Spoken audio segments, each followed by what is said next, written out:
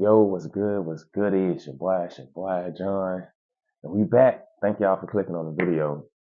Yo, how have your family and your friends been ever since you made that decision to follow Christ? Because over here it's been tricky, testy, been a challenge, not a lot of tongue biting. Ever since me and my wife really got serious about God and we started having these Bible studies, we started reading the Bible on our off time, just getting closer to our family and God. And it's just been like, it's been ticking people off. But I'm telling you, can see, you can see the demons in people when you start talking about God. Go around the people that you hang with and you start talking about God. I ain't saying you got to go, around them and then just boom, you start.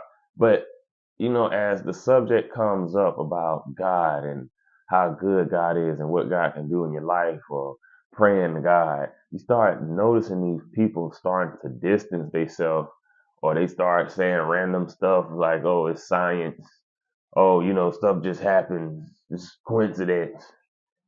And then these people start acting weird to the point where they start distancing themselves from you, away from you, starting to act different, talk to you different. We are going through that right now with family.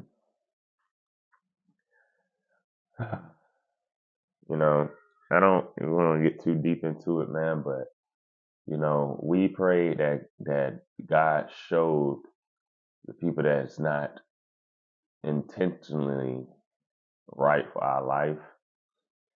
Sometimes when God have you on these journeys, He get rid of people without you asking, because He know later down the road they're gonna either say something about you, they're gonna be talking they're gonna be talking about you behind your back, or they gon' they gon' be aware of your journey, but they still gonna be trying to drag you the opposite way. So God got a tendency to distance, isolate you away from those people, man. And I'm just speaking from experience. I ain't one of these YouTubers coming on here, hey, I have a prophetic word to tell you, and God is gonna move you out of this situation. I ain't coming at y'all with all that. I'm telling you what I'm going through, and I'm seeing if you can relate to it. That's the whole point of me making these YouTube videos, to see if you can relate to it, to see if you're going through something similar, because we both can get through this together. Or if I'm going through something and I can tell you how I got through it, and then you can tell me how you got through it, or we can share. You see what I'm saying? So I'm not on here for you to look up at me as somebody perfect. I'm not on here for that. Yes, we read Bible verses, we have Bible studies, but I'm not on here for that. I'm on here to be able to relate to y'all, to show y'all that I'm not perfect. And throughout this journey, as we try and take those baby steps closer to God, we can get closer to God and make our life better by following God and having faith and strengthening our faith in God. So I come on here to tell y'all these testimonies and everything like that because, man, it's important. We got to fellowship and keep each other above the water. Now one time I want to come on here and say, hey, I'm predicting your future. I know that God has. No, I don't want to do that. I don't want to come at y'all like that, because a lot of time those false prophets, because I can see, it's like, anyway, so that's why I like to come on here and tell y'all what I'm going through. And if you can relate to that, and if you're going through it, then hey, then let's grow together. Let's go through this thing together. But right now, like we said, we're talking about just people changing because we taking God more serious. People changing because we cut this off. We stopped doing that. People changing because we're not going out to the clubs and doing this. Or people changing because we're not drinking no more. People changing because we're not going and talking about drama and calling them talking about drama, cussing and doing all of this.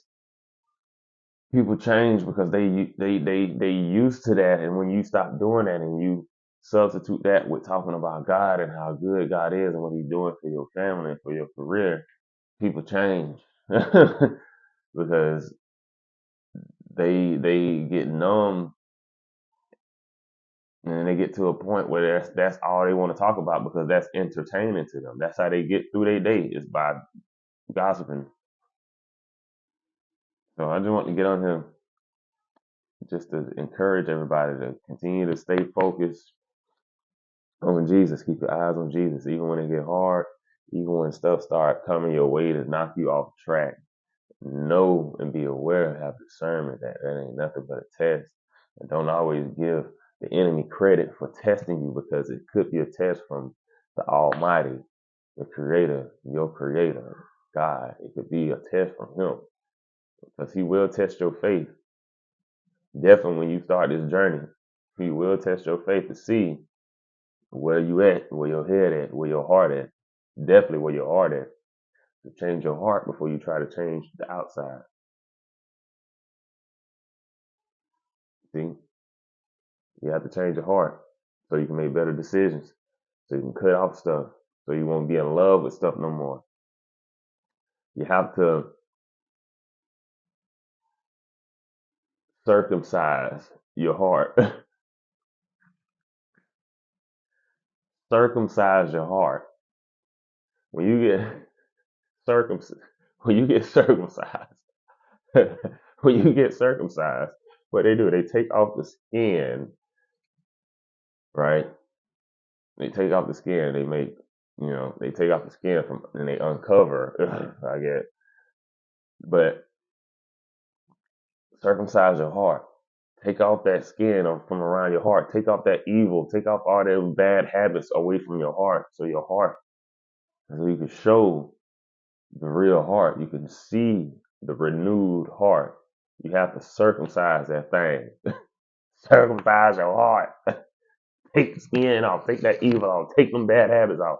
Take them negative people off. Take them negative thoughts off. Recreate your heart. Pray that He renews your heart. Restoration. He can do it. If you have faith, He will do it. He can do it. But the minute that you start doubting, the minute that you start looking around like Peter did in that water, you're going to drown. Keep your eyes on God. I don't care what your family say. Because when you go back and you see God, you're going to be there. Not your sister, not your brother, not your cousin, not your mama, not your auntie, not your friend, not your homie, not your coworker, not nobody. And on this journey, what are you crying?